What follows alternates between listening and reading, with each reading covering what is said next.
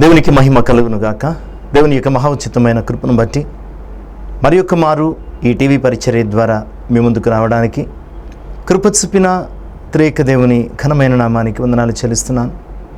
ఈ కార్యక్రమాన్ని వీక్షిస్తున్నటువంటి ప్రియ విశ్వాసులందరికీ మన ప్రభువును ప్రియరక్షకుడైన యేసుక్రీస్తు వారి ప్రశస్త నామమున శుభాలు తెలియజేస్తున్నాను. దేవుని కృపను బట్టి నాటి ధ్యాన నిమిత్తమై ఏర్పాటు చేయబడినటువంటి లేఖన భాగాన్ని చదువుకుని కొద్ది నిమిషాలు మన జీవితాలకు ఆశీర్వాదకరంగా దేవుని వాక్యాన్ని ధ్యానం చేసుకుందామండి. ఆదికాండము 32వ అధ్యాయము 27-28 వచనాలు. ఆదికాండము. ఆయన నీ పేరేమని అడుగగా అతడు యాకోబని చెప్పెను. అప్పుడు ఆయన, నీవు దేవునితోనూ మనుషులతోనూ పోరాడి గెలిచితివి గనుక ఇక మీదట నీ పేరు ఇశ్రాయేలే గాని యాకోబు అనబడదని చెప్పాను. తరలి వంచి ప్రార్థన చేసుకుందాం. మహోన్నతుడవు, మమ్మల్ని మిక్కిలి ప్రేమించిన మా ప్రియ పరిశుద్ధుడ, మీకు వందనాలు. మరి యొక్క మారు మీ జీవము కలిగినటువంటి వాక్యాన్ని ధ్యానించడానికి అయా ఇదిగో ప్రభా, మీరు మా జీవితంలో అనుగ్రహించిన ఈ గొప్ప కృపను బట్టి స్తోత్రాలు. గడిచిన కాలమంతా మీ యొక్క కృప చేత మీ రెక్కల చాటును మమ్మల్ని కాచి దాచి కాపాడి మరి యొక్క మారు ఈ పరిచర్య ద్వారా మేమంతా కలుసుకొని అయా మీ స్వరము వినడానికి, మీ మాటలను ధ్యానించడానికి మాకు అనుగ్రహించిన ఈ గొప్ప అవకాశమును బట్టి స్తోత్రాలు. ఎందరైతే ఈ మాటలు వింటున్నారో వారందరినీ దీవించండి అయ్యా. మరి ప్రత్యేకించి శ్రేష్టమైన సమయంలో మానవ ఆత్మను మరుగుపరిచి, మానవ స్వరాన్ని మరుగుపరిచి, మహిమ కలిగిన మీ శుద్ధాత్మ సహాయమును, మనోహరమైన మీ స్వరమును మాకు అనుగ్రహించి మీరి మహిమ ఘనత ప్రభావము పొందుకోమని యేసయ్య శ్రేష్టమైన పరిశుద్ధ నామమున ప్రార్థించి వేడుకొనుచున్నాను తండ్రి, ఆమేన్. దేవునికి మహిమ కలుగును గాక. దేవుని కృపను బట్టి ఈ కార్యక్రమాన్ని వీక్షిస్తున్న ప్రియులకు మరియు కుమారు ప్రభువైన యేసుక్రీస్తు వారి ప్రశస్త నామమున శుభాలు తెలియజేస్తున్నాను. చదవబడినటువంటి లేఖన భాగం ఆదికాండం 32వ అధ్యాయం 27-28 వచనాలు. ఈ భాగాన్ని మనము 22వ వచనం నుంచి కూడా ధ్యానం చేసి యాకోబు యొక్క రూపాంతర అనుభవం, ఈరోజు మనము రూపాంతర అనుభవం 7వ భాగంలో ఉన్నాం. గడిచిన రూపాంతర అనుభవం 6వ భాగాన్ని మనం ఒక్కసారి జ్ఞాపకం చేసుకుని ఈనాటి ధ్యానంలోనికి నడిపించబడదాం. హింసకుడు సేవకుడు కావడం, దూషకుడు స్వార్థికుడు కావడం రూపాంతర అనుభవంలో 6వ భాగంలో మనం జ్ఞాపకం చేసుకున్నాం. సౌలు పౌలుగా మార్చబడినటువంటి అనుభవం అది. అలాగ మార్చబడ్డానికి అతడు ప్రభు స్వరము వినాడని, ఆయన ప్రభు అని అంగీకరించాడని, ఆయన మాటకు విధేయత చూపించాడని, ప్రార్థన అనుభవములోనికి నడిపించబడ్డాడని, తద్వారా అతడు మార్చబడి దేవుని చేతుల్లో ఒక స్వార్థికునిగా, ఒక సేవకునిగా, ఒక హతసాక్షిగా మార్చబడ్డాడు అన్న సంఘటనను మనం ధ్యానం చేస్తాం. మనము కూడా రూపాంతర అనుభవాన్ని కలిగి ఉండాలని ఒక చక్కటి పిలుపును పొందుకున్నాం. ఈరోజు రూపాంతర అనుభవం 7వ భాగంలోనికి నడిపించబడుతున్నాం. ఈ 7వ భాగానికి మనం పెట్టుకున్నటువంటి టైటిల్ ఏమిటి అంటే, యాకోబు ఇశ్రాయేలుగా మార్చబడడం,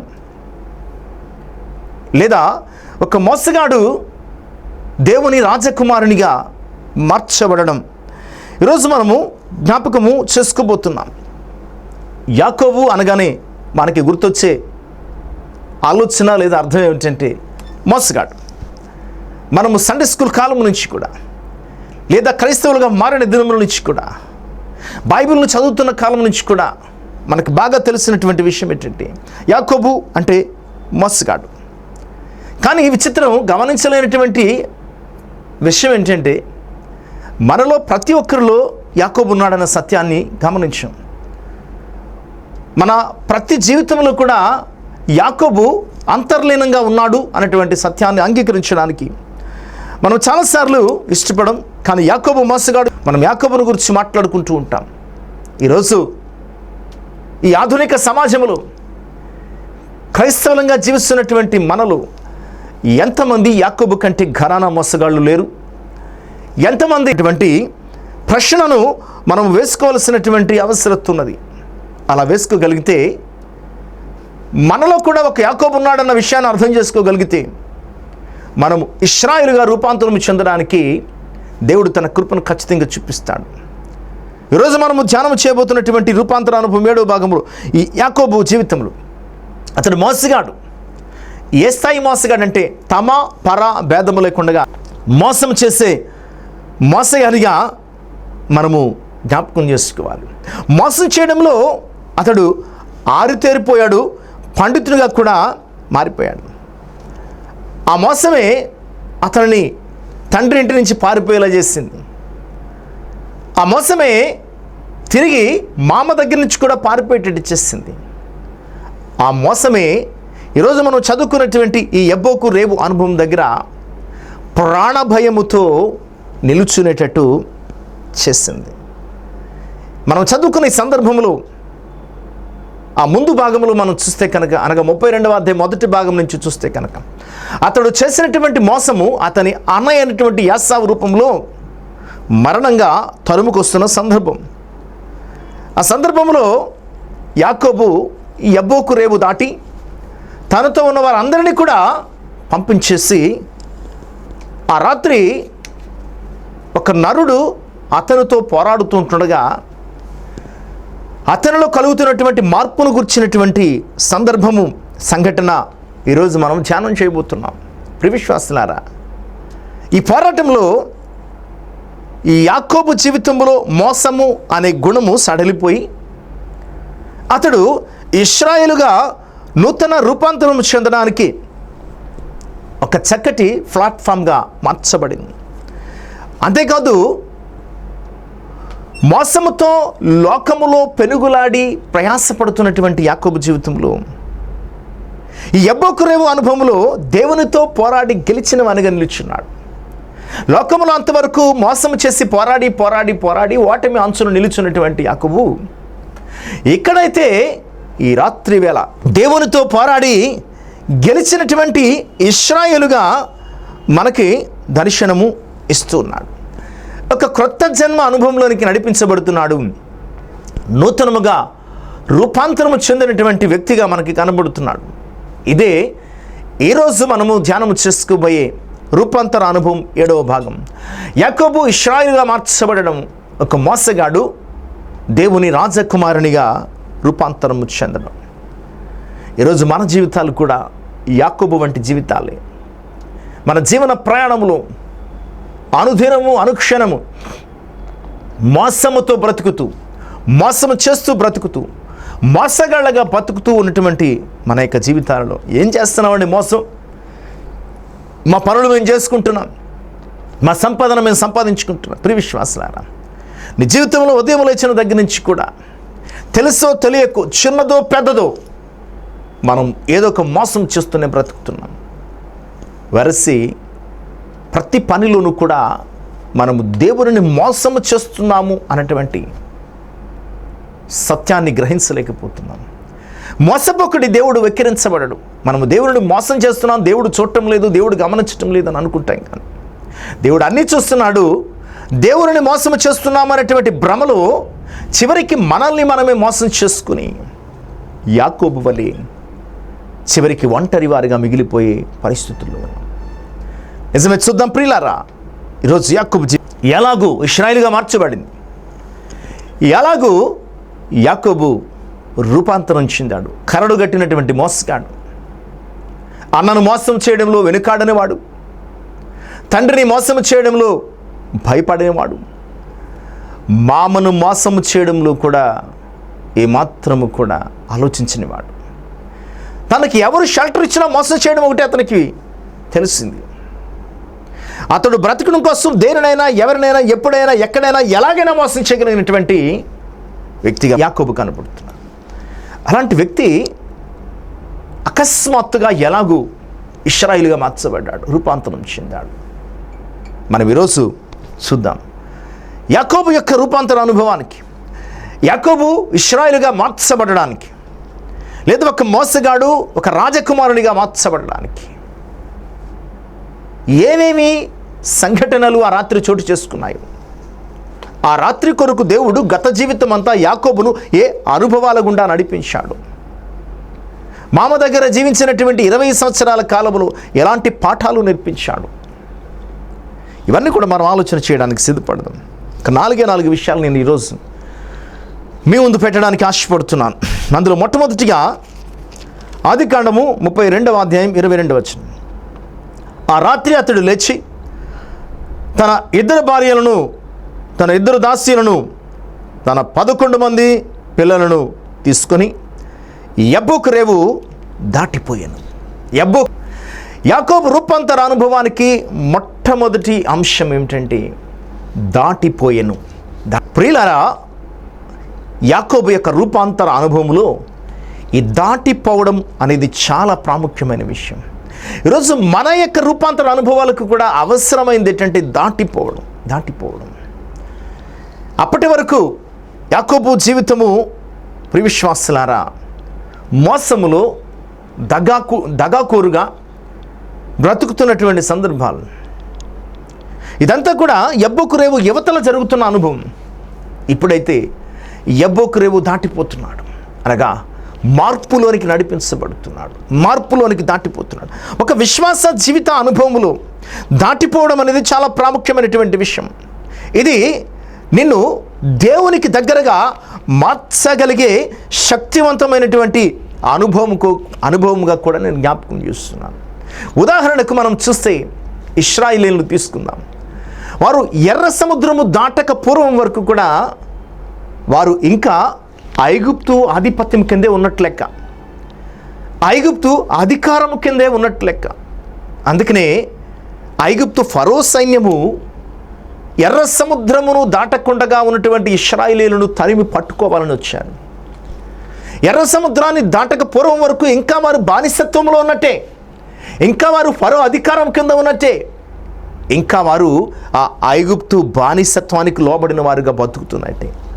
గమనించండి, ఎప్పుడైతే వారు దేవుని మహాశక్తి చేత ఎర్ర సముద్రాన్ని పాయలు చేసి ఆరిన నేలగా ఏర్పరచగా, ఆ ఆరిన నేలలో అవతలి దరికి దాటిపోయినటువంటి ఇశ్రాయేలీయుల జీవితం చూస్తే కనుక ఆ దాటిపోయిన ఆ అనుభవము వారిని స్వతంత్రులు చేసింది. బానిసత్వము నుంచి, ఐగుప్తు పాపం నుంచి, ఐగుప్తు అధికారము నుంచి, ఐగుప్తు యొక్క ఆశల నుంచి ఇశ్రాయేలు ప్రజలను స్వతంత్రుల్ని చేసినట్లుగా మనం చూస్తున్నాం. ఆ తర్వాత దినాలలో ఎప్పుడు కూడా ఇక ఐగుప్తు ప్రాబల్యము కానీ, ఐగుప్తు ప్రభావము కానీ, ఐగుప్తు అధికారము కానీ ఇశ్రాయేలీయుల జీవితంలో మనం చూడం. ఈరోజు మనము కూడా మన పాత జీవితం ఐగుప్తు అయితే, దేవుడు మనకిచ్చినటువంటి వాగ్దాన జీవితం లేదా వాగ్దాన భూమి రూపాంతర అనుభవం అయితే, ఈ మధ్యలో ఉన్నది ఎర్ర సముద్రం. ఖచ్చితంగా విశ్వాసిగా నీవు మార్చబడాలి, రూపాంతరం చెందాలంటే ఈ ఎర్ర సముద్రాన్ని నువ్వు దాటి తీరాలి. దాటకపోతే నీవు వాగ్దాన అనుభవాలలోనికి నడిపించబడాలి. ఇక్కడ యాకోబు జీవితం కూడా అలాగే ఉంది. పాత జీవితం ఐగుప్తు వంటి జీవితం అయితే, కొత్త జీవితం విశ్వాసులారా వాగ్దాన భూమి అయితే, మధ్యలో అతడు యబ్బోకు రేవు దాటడం అనేది అతని రూపాంతర అనుభవానికి ఆధారం. అంతేకాదు ఇశ్రాయేలు ప్రజలు యెహోషువ నాయకత్వంలో యొర్దాను దాటడం కూడా జ్ఞాపకం చేసుకోవాలి. యొర్దాను యువతలంతా అరణ్య ప్రయాణం అయితే, యొర్దాను అవతల వాగ్దాన ప్రాంతం. వారు యొర్దానును దాటితేనే కానీ వాగ్దాన భూమిలో ప్రవేశించరు. కనుక దాటిపోవడం అనేది విశ్వాస జీవితంలో చాలా ప్రాముఖ్యమైన విషయం. నీవు దాటిపోతే స్వతంత్రుడు అవుతావు, నీవు దాటిపోతే వాగ్దాన భూమిని స్వతంత్రించుకుంటావు. నీవు దాటిపోతే యాకోబు ఇశ్రాయేలుగా మార్చబడినట్లు, ఒక మోసగాడు రూపాంతరం చెందినట్లు మార్చబడుతుంది. నిజమే ప్రియులారా, యాకోబు జీవితాన్ని 2 భాగాలుగా మనం విభజించుకుంటే, యబ్బోకు దాటక పూర్వము యాకోబు జీవితం, 2 యబ్బోకు దాటిన తర్వాత యాకోబు జీవితం. ఎంత డిఫరెన్స్ ఉంది ఒక రేవు దాటడంలో. నిజమే, ఈ నీ జీవితంలో కూడా నీవు దాటాల్సిన అనుభవాలు ఎన్నో ఉన్నాయి, నీవు దాటాల్సినటువంటి అవిధేయతలు ఎన్నో ఉన్నాయి, నీవు దాటాల్సినటువంటి పాపాలు ఎన్నో ఉన్నాయి, నీవు దాటాల్సినటువంటి అతిక్రమాలు ఎన్నో ఉన్నాయి, నీవు దాటాల్సినటువంటి బలహీనతలు ఎన్నో ఉన్నాయి. ఆ దాటే అనుభవము నీ విశ్వాస జీవితంలో నీవు కలిగి ఉండకపోతే నీవు రూపాంతరం ఎంత మాత్రం కూడా చెందలేవు. కనుకనే యాకోబు జీవితంలో చాలా ప్రాముఖ్యమైనటువంటి విషయం, అతడు దాటిపోయాడు. తనతో ఉన్నటువంటి భార్యలను పిల్లలను తీసుకుని, తన పరివారాన్ని తీసుకుని ఆ రోజు యబ్బోకు రేవు దాటిపోగా అతడు రూపాంతరం చెందడానికి ఒక చక్కటి ప్లాట్ఫామ్, వేదిక ఏర్పడినట్లుగా. యబ్బోకు అంటే పోయబడడం. నిజమే, ఆ దాటిపోవడములో యాకోబు యబ్బోకు రేవులో పోయబడ్డాడు. అంటే యాకోబులో ఉన్న మోసం, యాకోబులో ఉన్నటువంటి అవిధేయత, యాకోబులో ఉన్నటువంటి దగాకోరుతనం, యాకోబులో ఉన్నటువంటి ఇహలోక వాంఛలు, ఆశలు అన్నీ కూడా పోయబడుట అనే అర్థమిచ్చే యబ్బోకులో పోయబడ్డాయి. యాకోబు ఒక కొత్త వ్యక్తిగా అవతల భాగములో అడుగు పెడుతున్నాడు. కొత్త వ్యక్తిగా మార్చబడడానికి అడుగు పెడుతున్నట్లుగా చూస్తుంది. ఇది ఎలాంటి దానితో మనం పోల్చొచ్చు అంటే, యోహాను సువార్త 5వ అధ్యాయం 24వ వచనం చూద్దాం. నా మాట విని నన్ను పంపిన వాని యందు విశ్వాసముంచువాడు నిత్య జీవము గలవాడు, వాడు తీర్పులోనికి రాక మరణములో నుండి జీవములోనికి దాటి ఉన్నాడని మీతో నిశ్చయముగా చెప్పుచున్నాను. నా మాట విని విశ్వాసం ఉంచాడు. దేవుని విశ్వాసం, వాడు మరణములోంచి జీవములోనికి దాటినటువంటి వానిగా పోలుస్తున్నాడు. యబ్బోకు కూడా అంతే. మోసములోంచి ఆశీర్వాదంలోనికి, పాపములోంచి పవిత్రతలోనికి ఒక చక్కటి రూపాంతర అనుభవం దాటిపోతున్నాడు. ఈ మాటలు వింటున్న ప్రియులారా, నీవు కూడా దాటిపోవాలని ఆశపడుతున్నావా? నీవు మార్చబడాలంటే, రూపాంతరము చెందాలంటే, ప్రభువానిగా నీవు గుర్తించబడాలంటే, ప్రభు నిన్ను మార్చాలంటే నీవు ఖచ్చితంగా దాటాలి. ఆటంకాలను దాటాలి, అడ్డులను దాటాలి, బలహీనతలు దాటాలి, పాపాలు దాటాలి, మోసాన్ని దాటాలి, ఈ లోక ఆశలను దాటాలి. దాటితేనే కానీ నీవు రూపాంతరం చెందలేవు. ఇక రెండవ ప్రాముఖ్యమైన విషయం యాకోబు జీవితంలో 23వ వచనం, 32వ అధ్యాయం 23వ వచనం, 24వ వచనపు మొదటి భాగాన్ని చూద్దాం. యాకోబు వారిని తీసుకొని ఆ ఏరు దాటించి తనకు కలిగినదంతయు పంపివేశాను. యాకోబు ఒక్కడు మిగిలిపోయాను. యాకోబు ప్రియవిశ్వాసులారా, అతనికి కలిగించిందంతా కూడా యాకోబు పంపివేశాడు. ఆ రాత్రి ఒక్కడుగా మిగిలిపోయాడటండి. ఒక్కడుగా మిగిలిపోయాడు. మిగిలిపోవడం, రెండవ విషయం మిగిలిపోవడం. ఇది యాకోబు రూపాంతర అనుభవానికి రెండవ ప్రాముఖ్యమైనటువంటి విషయంగా జ్ఞాపకం చేస్తున్నాను. అప్పటి వరకు యాకోబు తన భార్య బిడ్డలతోనూ, దాసదాస్యలతోనూ, పశువులతోనూ, పనివారితోనూ తీరికలేనటువంటి జీవితం. ఎక్కడా కూడా అతడు కుదురుగా ఉన్నటువంటి అనుభవాలు లేవు.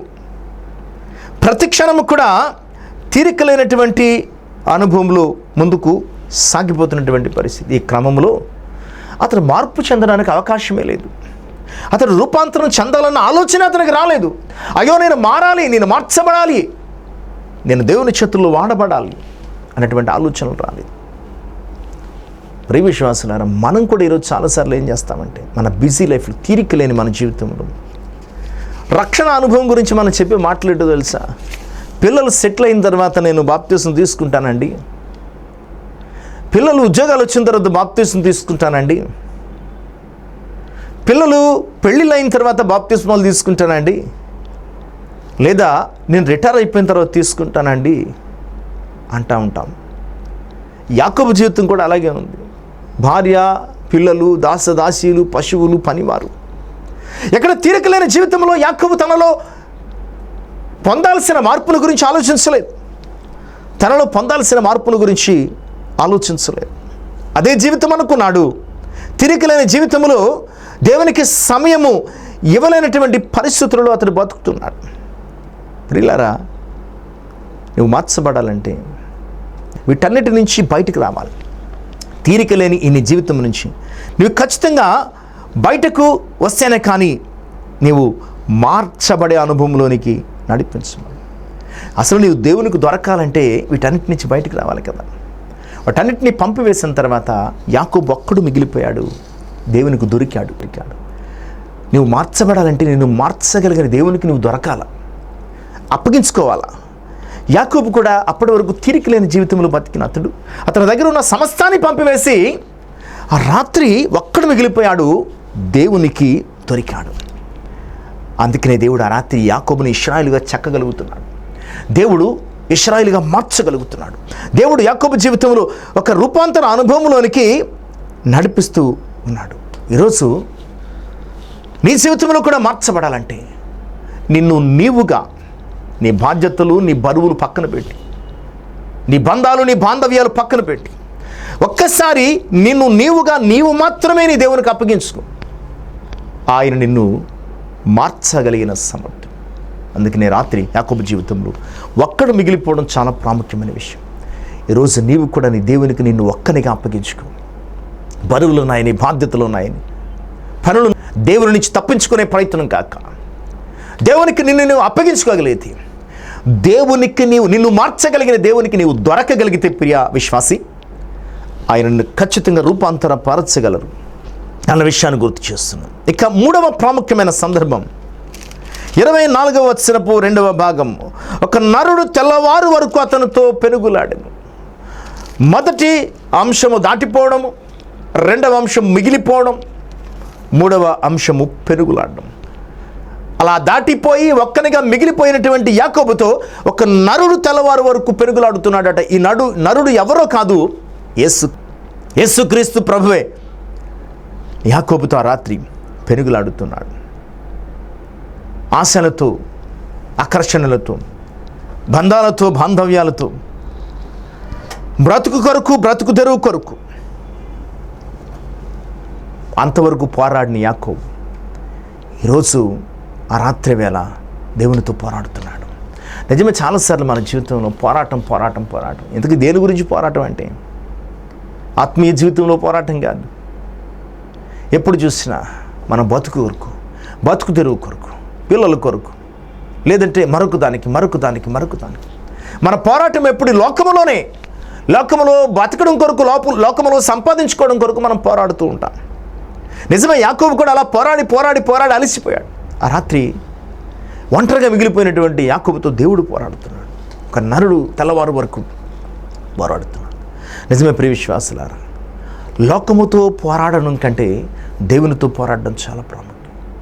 దేవునితో పోరాడడం అంటే అర్థం ఏంటంటే, లేదా పెనుగులాడడం అంటే అర్థం ఏంటంటే ప్రార్థనా జీవితాన్ని సూచిస్తుంది. లోకముతో పోరాడే క్రమంలో ప్రార్థనలో పెనుగులాడే అనుభవాన్ని మర్చిపోయావేమో, అందుకని నీలో మార్పు లేదు. లోక ఆశలలో పెనుగులాడే, లోక ఆకర్షణలతో పెనుగులాడే, లోక అనుభవాలతో పెనుగులాడిన జీవితంలో యాకోబు వలె, ఆ రాత్రి యాకోబు వలె దేవునితో పెనుగులాడే అనుభవంలోనికి నడిపించబడగలగడం చాలా ప్రాముఖ్యం. కనుక ఇప్పటి వరకు లోకములో పెనుగులాడుతున్న నేను ప్రార్థనా అనుభవంలో దేవునితో పెనుగులాడాలి. లోకముతో పెనుగులాడితే నీకు ఓటమి, దేవునితో పెనుగులాడితే నీకు విజయం.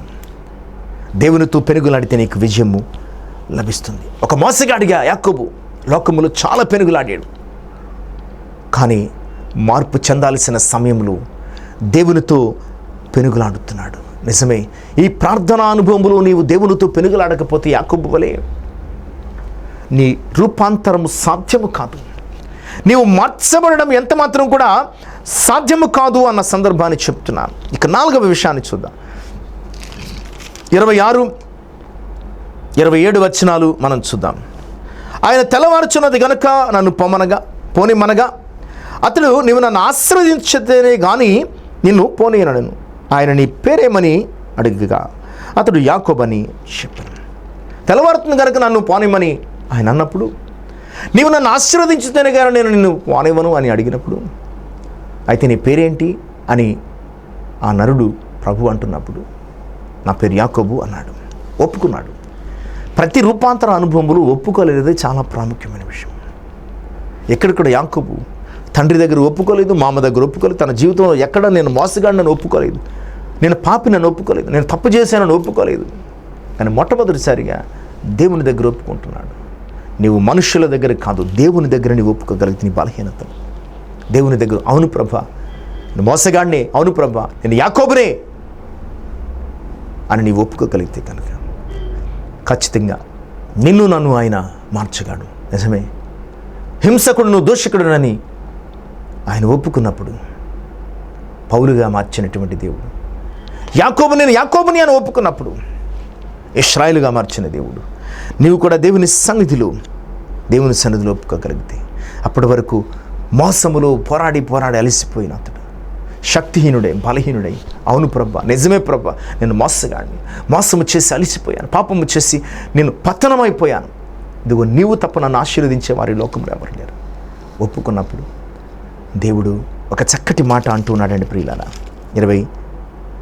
28వ వచనంలో, అప్పుడు ఆయన నీవు దేవునితోనూ మనుషులతోనూ పోరాడి గెలిచితివి గనుక ఇక మీదట నీ పేరు ఇశ్రాయేలే కానీ యాకోబు అనబడదని చెప్పి, అప్పుడు ఆయన ఈ మాటలు వింటున్న ప్రియ విశ్వాసులారా, యాకోబు ఇశ్రాయేలుగా మార్చబడ్డానికి అతడు దాటిపోయాడు తన పాపపు అనుభవాలను. అతడు మిగిలిపోయాడు తీరిక లేని తన జీవితముల నుంచి దేవునికి తాను అప్పగించుకోవడానికి. అతడు పెనుగులాడాడు లోకముతో పెనుగులాడిన అనుభవాల నుంచి దేవునితో పెనుగులాడి గెలిచే అనుభవానికి నడిపించబడ్డాడు. అతడు ఒప్పుకున్నాడు, ఎక్కడ ఒప్పుకోలేనటువంటి అతని జీవితంలో మొట్టమొదటిసారి దేవుని సన్నిధిలో అవును నేను మోసగాణ్ణి, అవును నేను పాపినని ఒప్పుకున్నాడు, మార్చబడ్డాడు. ఈరోజు నీవు కూడా నీ పాపపు అనుభవాలను దాటిపోయి దేవుని కొరకు నీ ఒంటరిగా మిగిలిపోయి దేవుని సన్నిధిలో ప్రార్థనలో పెనుగులాడి ప్రభువా నేను యాకోబును అని ఒప్పుకోగలిగితే ఇక నువ్వు యాకోబువు కావు ఇశ్రాయేలు అని మార్చగలిగిన దేవుడు నీతో ఉన్నాడు కనుక అలాంటి రూపాంతర అనుభవంలోనికి మార్చగలిగిన నీ దేవునికి నిన్ను అప్పగించుకుని ఈ రాకడ దినములలో నశించిపోయే జాబితాలో కాక రక్షించబడి ప్రభువుతో ఎత్తబడే అనుభవంలోనికి నడిపించబడాలి. నిజమే, నీవు యాకోబుగా నశించిపోవడం దేవుని చిత్తం కాదు. అందుకని ఈ భయంకరమైన కాలంలో ఇంకా నిన్ను బ్రతికించాడు. నీవు ఇశ్రాయేలుగా రూపొందించబడడం, దేవుని రాజకుమారునిగా, దేవుని యొక్క వారసునిగా నువ్వు మార్చబడడానికే దేవుడు నీకు అవకాశం ఇస్తున్నాడు. ఇంకా ఈ భయంకరమైన మరణకాలంలో నీవు బతుకున్నావంటే దానికి కారణం నీ గొప్పతనము కాదు, నీ భక్తి కాదు. ఇంకా నీవు మార్చబడలేదు కనుకే నీవు మార్చబడాలని దేవుడు అవకాశం ఇస్తున్నాడు.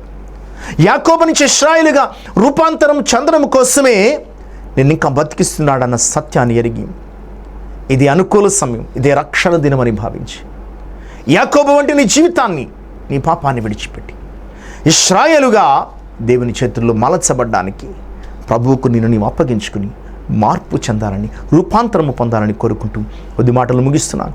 ఈ మాటలు మన జీవితాలలో దేవుడు ఆశీర్వాదకరంగా ఫలింపు చేయనుగాక. ఆమేన్. ఈ కార్యక్రమాన్ని మనకు ఆశీర్వాదకరంగా స్పాన్సర్ చేసినటువంటి మిషన్ మిస్సెస్ ముతాబద్దల తేజ్ దినేష్ గారికి, ప్రిసిల్ గారికి నా ప్రత్యేక ధన్యవాదాలు. తల నుంచి ప్రార్థన చేసుకుందాం. మహోన్నతుడవు, మమ్మల్ని మిక్కిలి ప్రేమించిన ప్రభా మీకు వందనాలు. ఇంతవరకు మాతో మాట్లాడారు. నిజమే, రూపాంతర అనుభవం 7వ భాగంలో యాకోబు ఇశ్రాయేలుగా మార్చబడ్డాడు, మోసగాడు దేవుని కుమారునిగా మార్చబడ్డాడు. నిజమే, ఈరోజు మేము కూడా ఈ లోక ప్రయాణములో మోసాలతోనూ పాపాలతోనూ బలహీనతలతోనూ పెనుగులాడుతున్నాము. ఏళ్ల తరబడిన మా జీవితంలో ఎక్కడా మార్పు చెందని బతుకులే మావి. అయితే యాకోబు ద్వారా మీరు మాకు పాఠం నేర్పారు. ఇక చాలు ఈ అనుభవాల నుంచి దాటిపోవాలని, ఇక చాలు తీరికలేని ఈ లోక జీవితం గురించి మీ సన్నిధిలో మేము మిగిలిపోవాలని, ఆయా ప్రార్థన ద్వారా మీతో పెనుగులాడాలని, మీ సన్నిధిలో మా గతపు పాపమంతా ఒప్పుకొని విడిచిపెట్టాలని మీరు మాకు నేర్పించారు. ఇదే కదా ప్రభా మమ్మను ఇశ్రాయేలుగా మార్చగలిగిన అనుభవం. ఒకవేళ ఇప్పటి వరకు మేము యాకోబులుగా జీవిస్తున్నామేమో, ఈ అనుభవాల చేత మమ్మల్ని ఇశ్రాయేలుగా మార్చి ఆమె చేతులు అర్హమైన పాత్రలుగా మీ రాకలో ఎత్తబడే సాక్షులుగా మమ్మల్ని మలుచుమని, ఈ వాక్యం ఉన్న ప్రతి ఒక్కరి హృదయాలను మార్చమని ప్రభువా, ఈ కార్యక్రమాన్ని మాకు ఆశీర్వాదకరంగా స్పాన్సర్ చేసినటువంటి తేజ్ దినేష్ గారికి, ప్రిసిల్ గారికి, వారి తల్లిదండ్రులకు, సహోదరులకు మీ కృపాక్షేమం అనుగ్రహించమని యేసయ్య నామమున ప్రార్థించి వేడుకొనిచున్నాను తండ్రి. ఆమేన్. దేవునికి మహిమ కలుగును గాక. దేవుని మనం దీవించి ఆశీర్వదించును గాక. ఆమేన్.